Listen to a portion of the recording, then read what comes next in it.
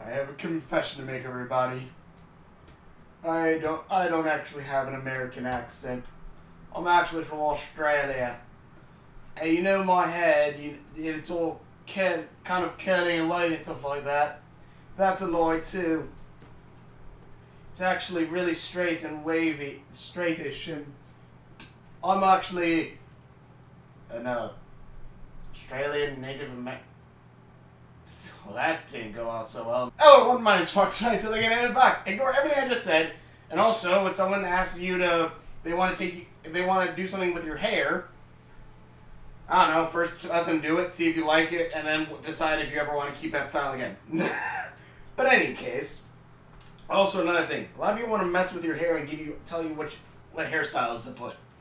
But anyways, oh, 1 minus Fox 9, so Megan, I'm 5. I just scratched the back of my leg right there, just so everyone knows. And this was the other foreign exchange student. I remember. I totally remember. Fuck me, my one. Ta-da! But, so this was the other foreign exchange student. Which, I'm trying to think. This was a pretty good episode. And honestly, even like, I've given this episode some flack earlier on, but honestly, I'll say right now, this is alright. This is a pretty solid episode, and even so, it also has a character appear, which I didn't think appeared before until his episode named after him. I'll get to that later, but this was actually a pretty good episode for a character like I gave I talked about some more. I gave this episode some flack during another episode where I gave a ton of flack, which was the one with the magician. And the whole lesson of that was, from what I can tell, ignorance is bliss. You shouldn't learn how something is done. You should just be happy being ignorantly bliss. Or let other people be ignorantly bliss. Strangely enough, there's a similar lesson in this one.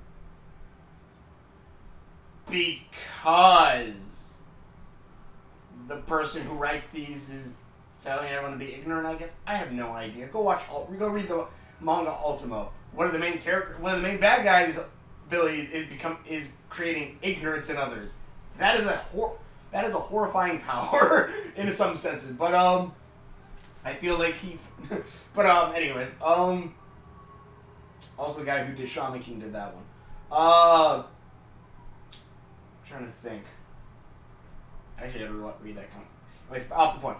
Basically, Star, of course, the Diaz family, being the Diaz family, throws Star a birthday, it's been 45 days, I guess, since she's been there, so it's about a month and a half, kind of. But then suddenly another foreign exchange student comes, because apparently the Diaz family has tons of foreign exchange students, which makes sense why Star goes to the Diaz family then also, since I guess they're the family who takes foreign exchange students in. But, Star doesn't like this new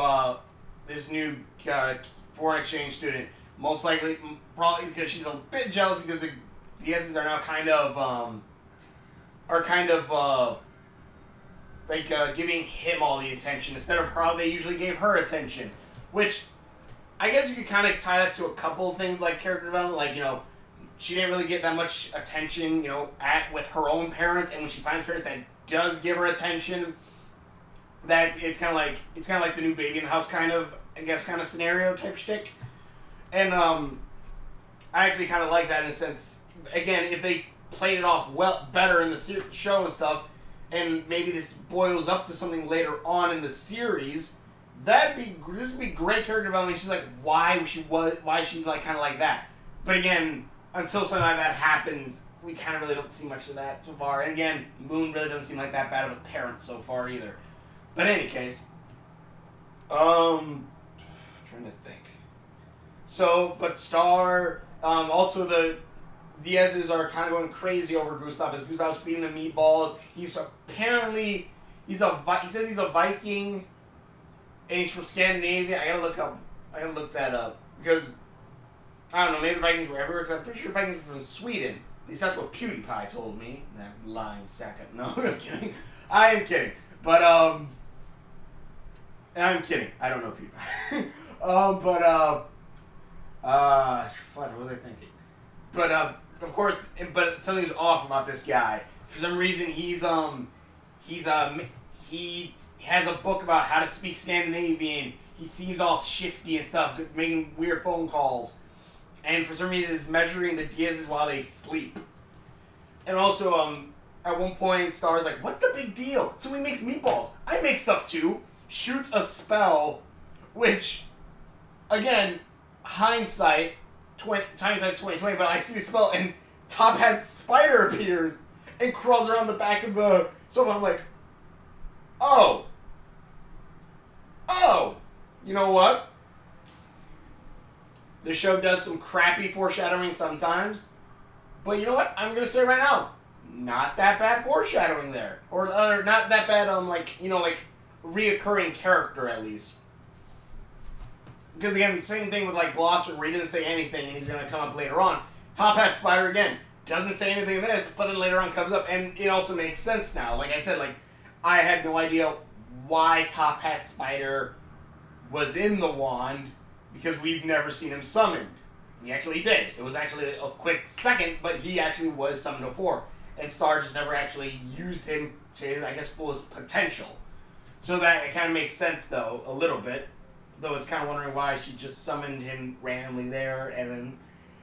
But in any case, that was actually really good. I liked that bit. And then basically Star, of course, goes a little crazy trying to solve these pieces. He was saying, "He's not from Scandinavia, he has an evil plan." And Marco's like, Star, you're being paranoid. Anyways, me and the family are going to go to a picnic with Gustav. They leave, and then Star puts things together like, wait, measuring the Diazes, picnic.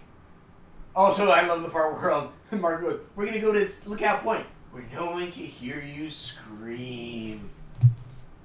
Have enjoyment!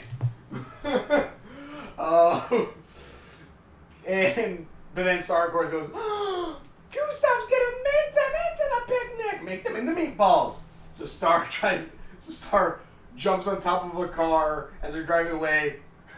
She's like about to go over, she's like, wait. Seatbelt? Ah! And it's just like, I just love now, though, how, like, almost anything motorcycle vehicle related, which I guess, yeah, it is a good message to put your seatbelt on, but also it's just kind of like, they kind of push it in so many different things that it's just kind of funny at some points. Whether it be Star, again, on top of the car, going, "Oh wait, I need my seatbelt." Which, again, okay, that leads to a funny joke, but still, I've seen that like through a couple of, like, Steven Universe, the bad kids are like, "Hold on, before we go, gotta put on our seatbelts." It's just, okay. I just find it funny. But, so Star basically then at one point corners Gustav after he like hides or pulls out an axe, looks like he's gonna chop something, chases Gustav around. Gustav tries to kill Star, which, okay, yeah, she's using Spanish spell, but still, he tries to kill Star by cutting a bridge and letting it fall, but Star summons a sparkle glitter dragon, and the dragon looks pretty epic, and basically corners Gustav and says, "What?" He says, "Why are you doing this?" And he goes, "I'm actually from Boringsville." It's just called something else, but I can't remember what it was. "I'm from Boringsville, where everyone's boring and I'm boring. But it's not a good place for an actor like me, because I want to be a good actor. So I did all this stuff, and I'm sorry." And he gives a reason for everything he does. And he's like, "But why are you measuring the Diaz family when they're sleeping?" And Gustav's like, just like, I don't got an excuse for that one. So and then the Diaz family goes, "Star, you made it!" And Star's like, "Yeah, and I have something to tell you all."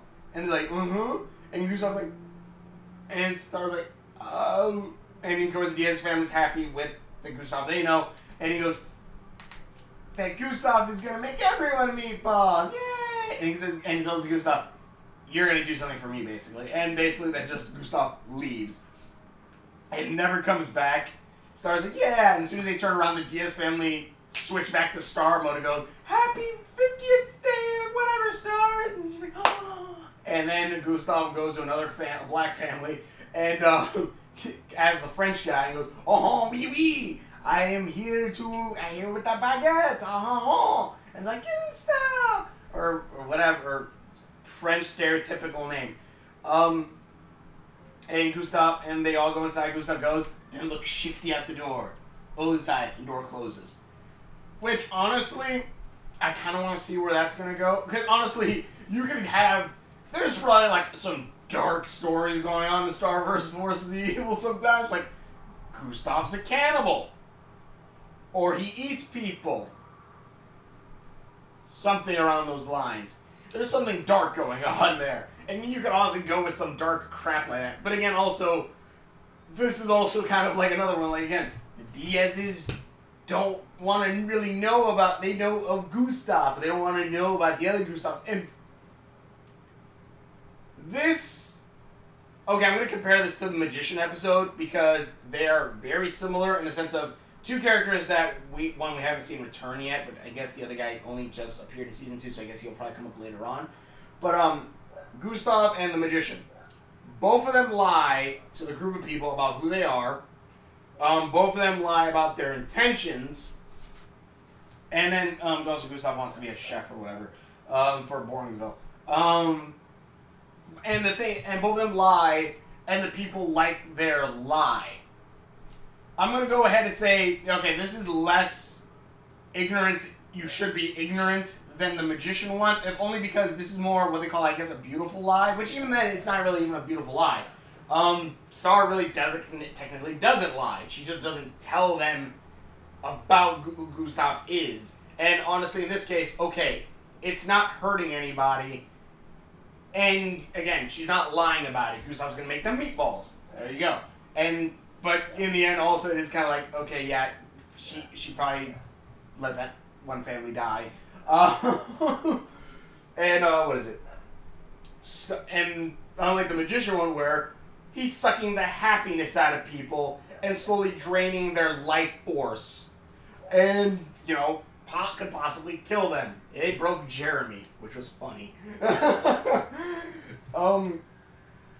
And at least something like that. And again, like that, it's just like he's hurting people. Yeah, Gustav, we really don't know if he's hurting people. But in the end of that one, he's at least bringing joy. This guy was literally taking away joy. And then when they outed this guy about him having actual magic and stuff like that, or the tricks or whatever, they're like, "Boo, Star! You told us the truth!"